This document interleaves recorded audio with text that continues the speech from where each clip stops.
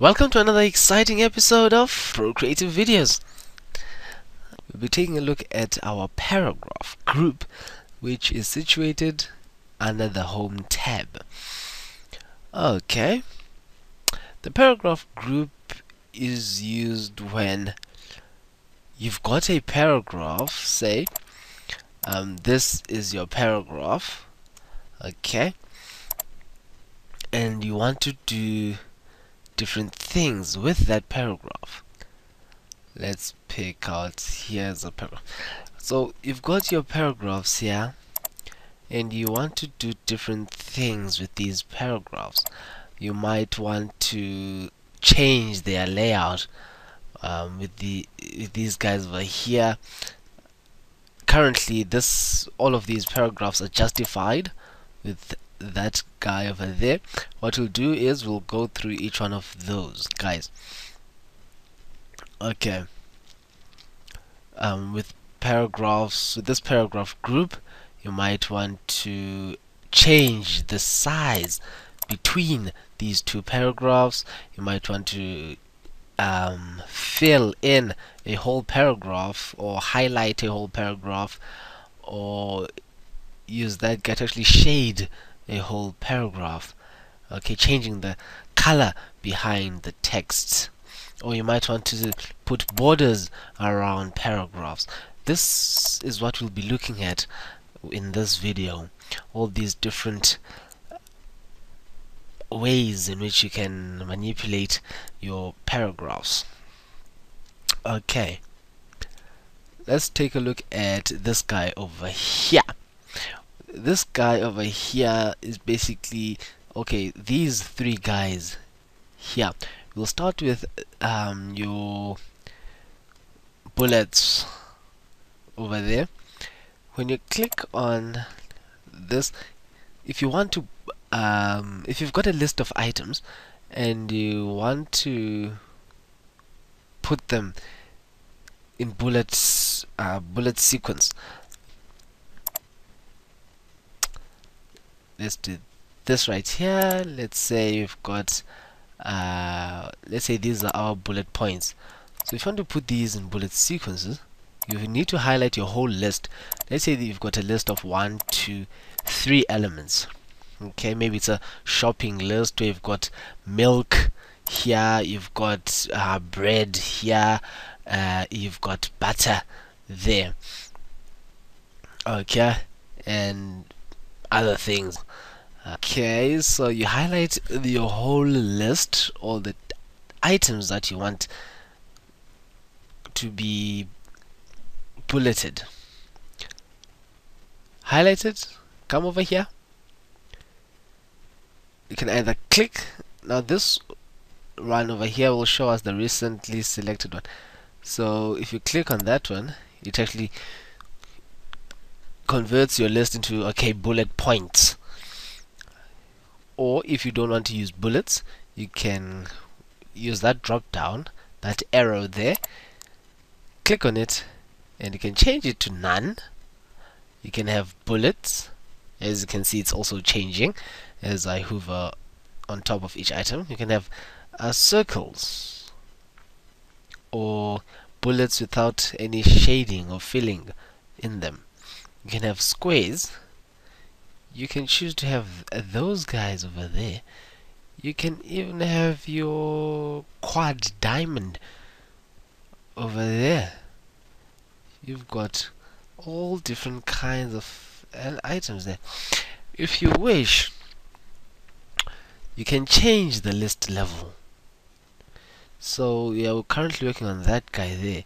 We can say now we want to be using that guy now.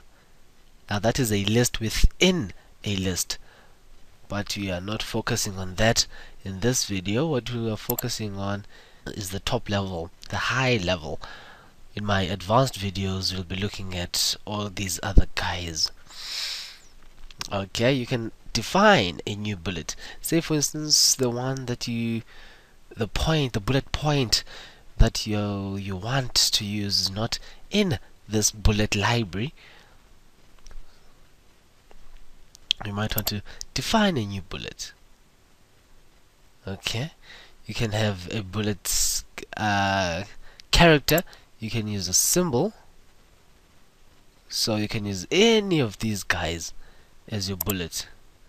So you can say, okay, I want to choose, maybe you want a heart as a bullet, or you want a symbol as a bullet, or in fact you can choose any of these guys over here.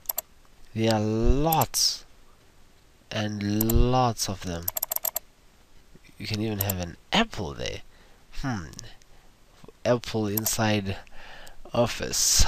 Okay, what's Microsoft doing there? Okay. As you can see, you've got a whole bunch of things. Choose. There are like thousands that are here.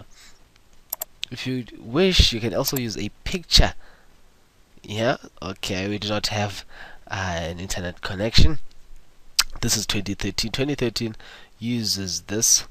2010 might also have it, but these pictures normally use, they're normally taken from the internet in the Microsoft library. Okay, so we'll cancel that. I'm working offline now. You can have font if you wish, so you can actually say, okay, you want to strike through, you want this different, you want a symbol, okay, you want that guy or a stencil as your bullet point. There are many different, and you can also align it. You can choose that, okay, I want it to be left. As you can see, it's on the left. You can choose your bullet to be in the center. As you can see, it's being moved to the center, or you can choose it to be on the right. Now that's on your right. Now what actually shifts here is the text. Okay, it's the text. So left, okay, that is centered, and your right, your text moves to the right. Okay, so we'll just cancel that, and that is the bullets we actually want to use. If, say, we are not using bullets, say, okay, before we move on, say we chose that guy there. If you click on this guy here, guess what will happen? You might have guessed right. It goes back to the normal one. Why? Because none is actually selected. It is used to, when that guy is selected there, still none is selected. Now none is actually used by default, but if you say, okay, you want to use the recent bullet point there, remember when you're clicking on the bullet point there, you click again, you click again, you click again, you click again. I want bullets, I don't want bullets, I want bullets, I don't want bullets. So if you've got those bullets there, and let's say you didn't want bullets, once you click here, it's going to use your most recently used one, which is that guy. Similar with all these others here, just like we did with font in the previous videos.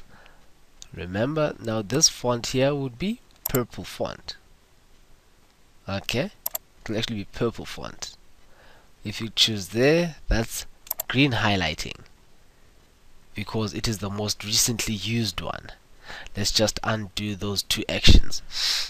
Okay, you can use Control Z to undo, or you can click on those two guys twice to be where I am now. Okay, now let's move on to the numbering. Numbering, similar concept. You might want to number your lists. Instead of using bullet points, you might want to number your lists. So you've got your numbering there. You're using 1, 2, and 3. Or you might want to use that formatted 1, 2, and 3. Instead of using the dot, you want to use the bracket 1, 2, and 3. You might want to use that Roman 1, 2, and 3, or the ABC, or that type of ABC, that type, or that type. Another way, like the bullets, you've got your list level, which we won't focus on now, but you might see on my advanced videos. Defining a new number format. Now we can define a new number format and say we actually want, okay, we want 1, 2 and 3 style, but the number format that we actually want it to be, let's say we want the square ones, want it to be squares. As you can see, there are no squares there. We want to align it for. As you're typing, it shows you, it has a preview of how it will look like. As you can see there, we've got that preview there. Okay, so it's 1, 2 and 3, which is what you want. Click and you can see on the side 1, 2 and 3.